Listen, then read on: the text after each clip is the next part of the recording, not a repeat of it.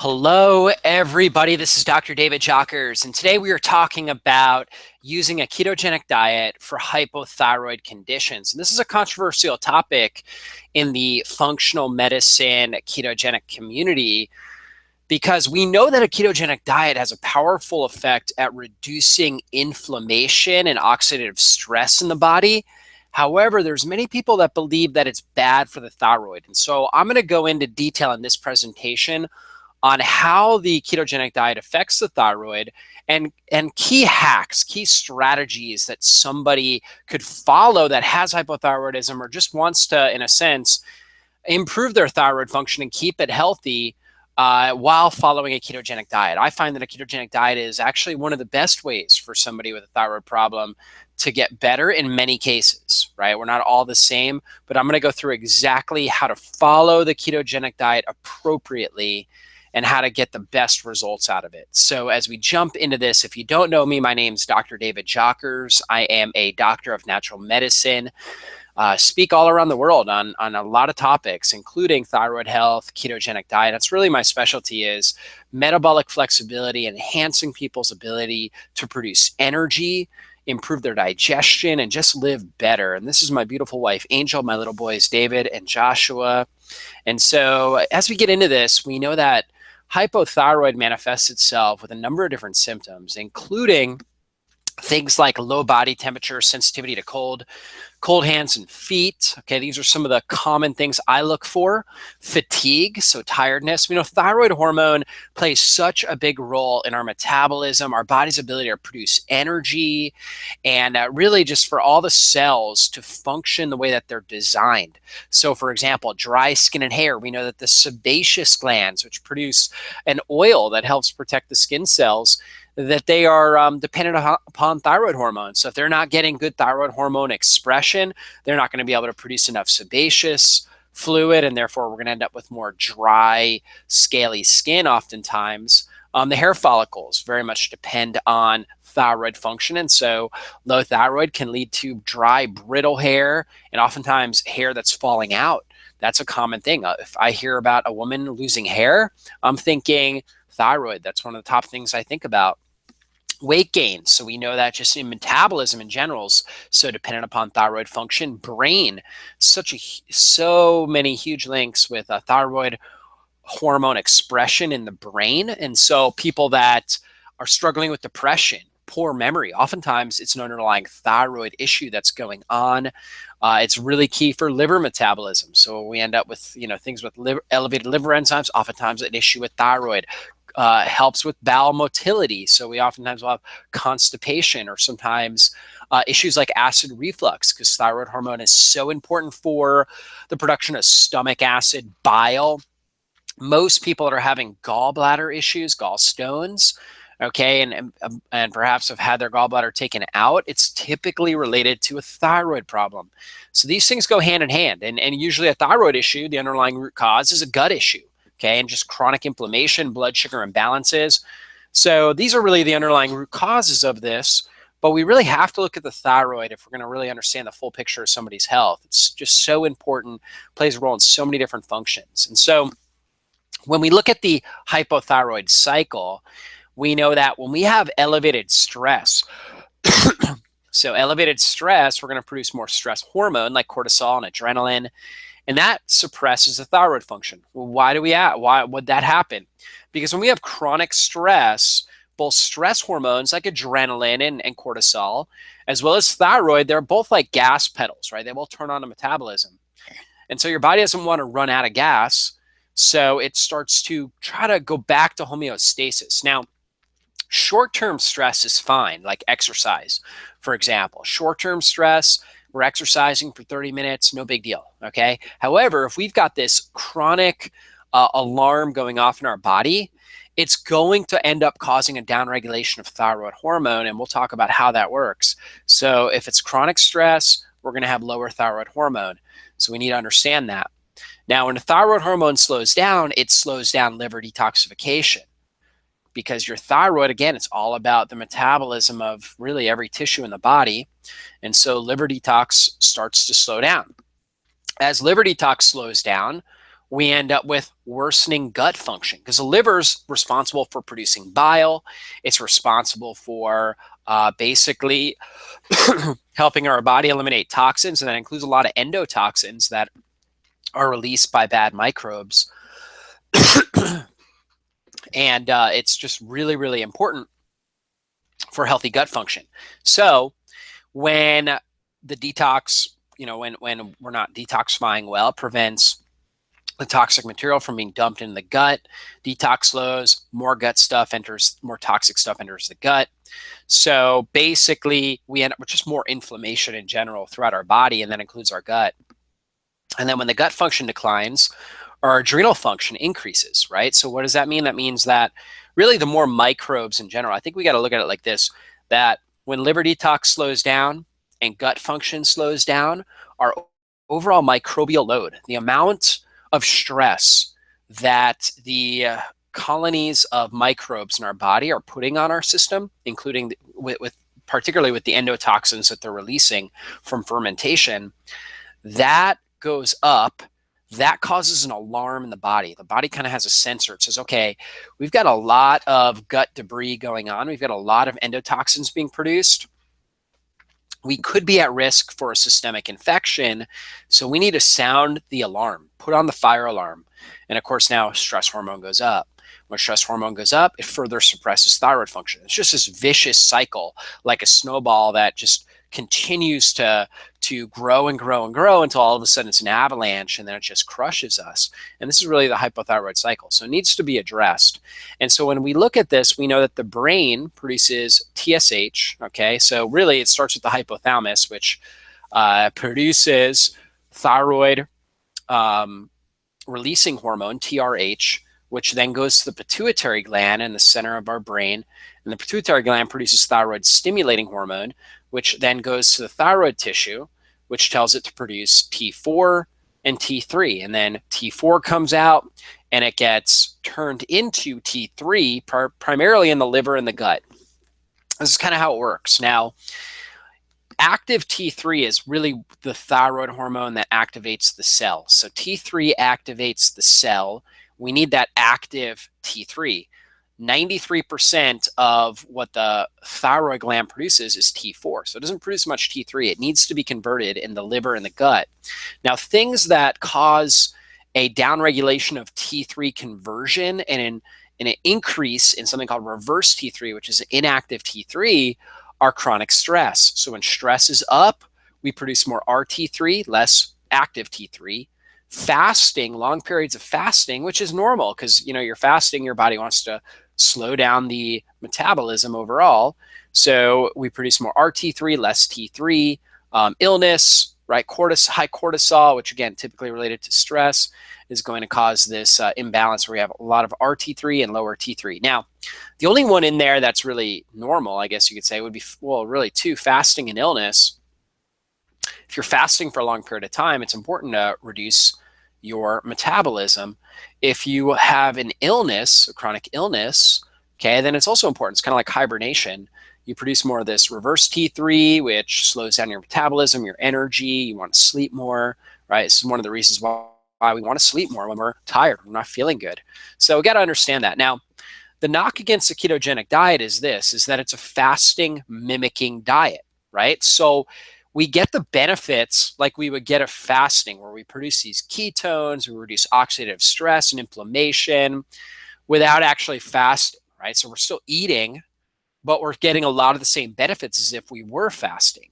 And so because of that, there's thought that basically we're going to our active T3 is going to go down and our RT3 is going to go up, reverse T3. Now, I've found, though, that really ultimately when we're on a ketogenic diet, we can have normalized thyroid hormone expression. We may have a little bit lower T3, but the person will still feel really good if they're doing it right, because oftentimes we don't need as high a metabolism, metabolic rate, because our body's so good at fat burning. So when we're really fully keto adapted, sometimes the T3 can go down, but the person still feels excellent. So here are the key factors we need to consider when we're using a ketogenic diet. And this is really for everybody, but particularly somebody that wants to make sure they don't end up with a thyroid issue. Number one is we got to make sure that we're not having blood sugar imbalances. So if we are having periods of hypoglycemia where blood sugar drops too low and we're not producing ketones well, okay, then that is going to cause more stress in our body. And that causes more stress, then we're going to get the stress-induced hypothyroidism, right? And that's not what we want. We need to consume enough calories. A lot of times when people are going on a ketogenic diet, their satiety levels go down, so they're not as hungry, okay? And they're not eating as much food as they should, especially those people that are really trying to lose weight. So we want to make sure we're consuming enough calories. So you got to consume, still a decent amount of food and look at, the overall amount of calories that you're consuming.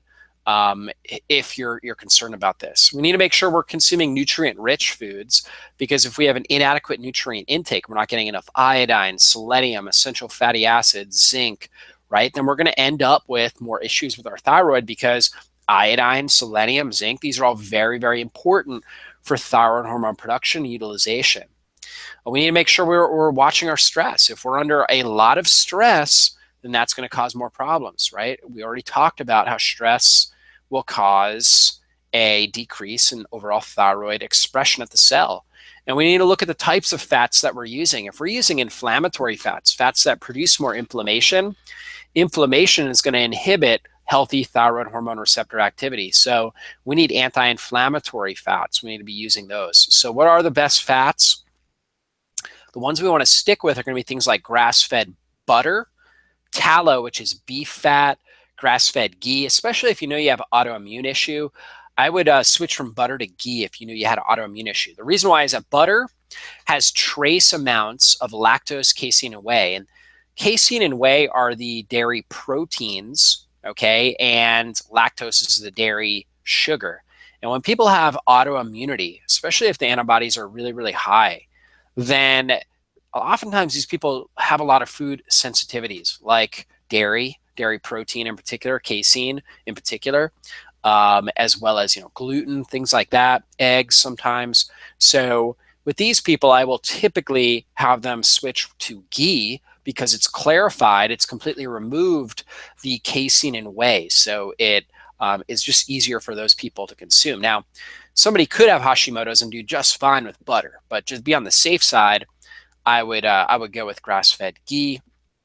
Palm oil, coconut oil, coconut oil is probably one of the best fats you could possibly use for healthy thyroid function. And really ghee is too, because it's got a lot of vitamin A and vitamin E, as well as retinol, which is a fat-soluble vitamin A. It also has CLA, conjugated linoleic acid, really, really good for thyroid hormone function. Avocado oil, or really just avocados in general, so good for the body, so good for the thyroid. A lot of nutrients in there, a lot of magnesium, potassium, vitamin E, really good stuff in avocados. A lot of lutein and zeaxanthin, really powerful carotenoid antioxidants. Olive oil, really good for the body. Fish oil, particularly purified fish oil, so you get the long chain omega-3s, the EPA and the DHA. Pasture-raised eggs. Again, if somebody has a sensitivity or they have autoimmunity, I'll typically do a food elimination diet, have them come off eggs for a period of time, and then try them back in and see how they respond. But eggs have just a ton of really powerful nutrients. They do have a lot of that CLA, a lot of fat-soluble vitamin A called retinol, vitamin E, vitamin D, vitamin K2, different things like that, choline, which is really good for the brain and the gut. So a lot of really good stuff in eggs. And the bad fats we want to stay away from, of course, all the processed, industrially produced fats that we want to avoid. Those things are going to cause a lot of inflammation. And so we need to make sure we're avoiding those. Now, other key strategies, right? Other key strategies to consider are carb cycling. So adding in some carbs here and there, because if we're in a long-term state of ketosis, again, it's a fasting mimicking diet. So a long-term state of ketosis could tell the body that we are in a state of famine, like food is not around and it's not very available. So we should downregulate thyroid hormone more. Whereas if we kind of have a carb up or a feast day in a sense, where we're consuming a lot more carbs, maybe more protein as well, then that tells our body, hey, we're in a state of, in a sense, a feasting state. Food is available. We can kick back that thyroid hormone production. So with that, what we'll typically do is we'll try somebody on some sort of like a ketogenic strategy for maybe a month, right? Low carb. Then we'll add in carb cycling, where we add in more carbs once a week. We see how they respond. How are they feeling when they're doing that? And then we'll start to see maybe they do better with 2 times a week, right? Like Wednesday and Saturday, for example, where they bump up their carb intake. So instead of keeping it under 30 grams of net carbs a day, they might bump it up to like 80 grams of net carbs on that particular day, right? By eating, for example, like a big sweet potato, or adding in more carrots or beets or berries. Berries are a really good nutrient dense source of carbohydrate. Maybe they'll drink some coconut water kefir, right? Some Kavita, something like that. So they'll just be less restrictive on their carbs. Still, obviously, focusing on healthy sources is always important, but they'll add in those carbs. And it might be, again, once a week or once every 2 weeks, just kind of see how they feel. Okay. So, in a sense, that first month, it's like, hey, we want to develop the metabolic machinery, right, in order to be able to utilize fat and ketones for energy. But then from there, we can kind of experiment, because our body then will be more fat adapted, better at burning fat for energy. So now we're going to experiment. We're going to see, really adding in some carbs, what's kind of the best ratio for that particular person. Maybe it's once a week, maybe it's twice a week, maybe it's once every 2 weeks, maybe it's once a month, right? So you want to figure out for you, in a sense, your appropriate recommendation. Everybody's unique and different, so it's not like a cookie cutter approach. We can't just say, hey, everybody with hypothyroid does well when they do it twice a week. We don't know. Some people do better when it's less often that they're carb cycling.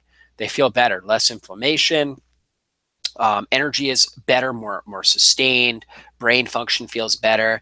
And then it also comes down to like what types of carbs you're consuming. Oftentimes starchy carbs like carrots, sweet potatoes, pumpkin, people respond better to, and berries, like lower sugar, more complex carbs when they're adding in carbs.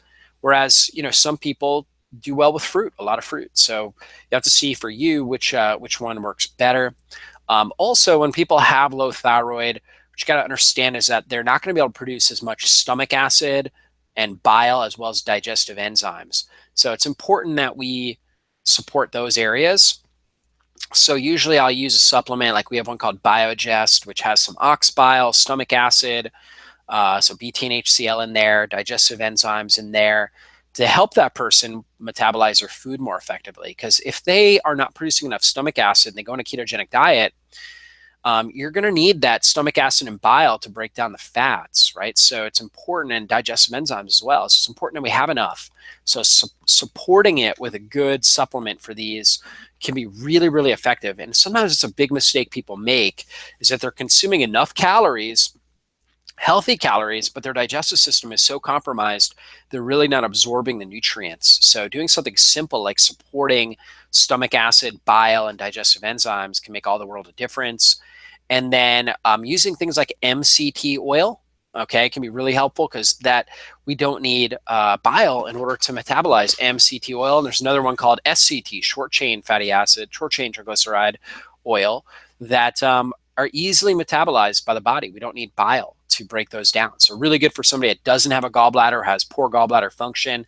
And again, if you have poor thyroid function, you're going to have poor gallbladder function, because those go hand in hand. So using more MCT oils, coconut oil, which has some MCTs in it, purified MCT oil, like we have one on our website called XCT, which is, in my opinion, the best MCT oil on the market. And then using SCT oil, short chain triglyceride oil, can also be really helpful. And you can use that to cook with, salad dressings, things like that. And it can be easier on the gallbladder than something like avocado oil or olive oil, because those are longer chain fats that need more bile to break down. So hopefully that was really helpful for you guys. And if you want more detail on this particular topic and really how to follow a ketogenic diet effectively, then I would recommend checking out my Navigating the Ketogenic Diet e-course. We have that on my website, drjockers.com. Just under the programs header, you can check that out. And also, we have an article that goes along with this video. You can see it on the link under the video.